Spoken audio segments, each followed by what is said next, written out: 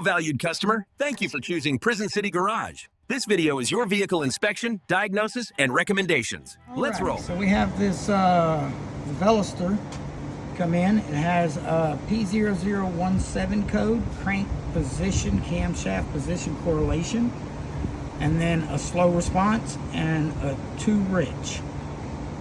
So what we first wanted to do was we wanted to verify that these two sensors right here, these are your cam sensors. You have your intake and your exhaust. We wanted to verify that this sensor was reading properly, just to make sure it was even reading at all, because if it's not reading, then it doesn't know what to do with the timing. So we went on ahead and verified both of these sensors do work, and then we also verified your crank sensor, which is down there, also works. Here's our live data reading.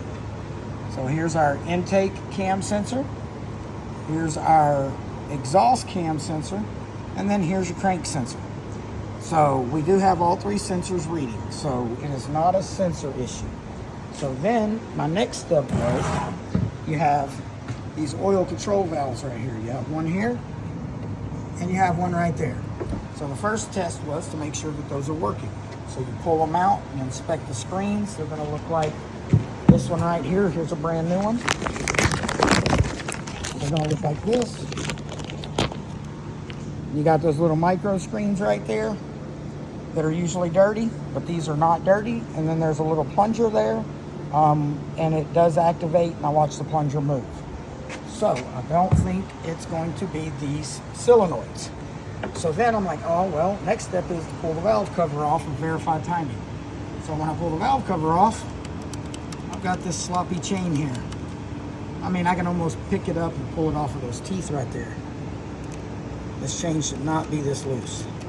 So either A, we're having an issue in these phasers, or we've got a slack chain. And at 74,000 miles, I'm really not thinking chain.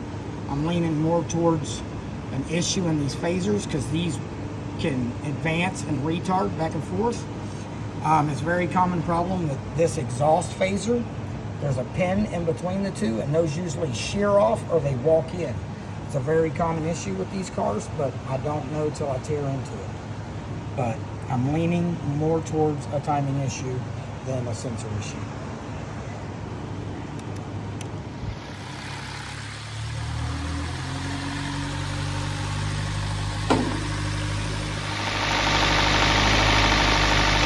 I think we're going to find a broken phaser cam key or something under the valve cover.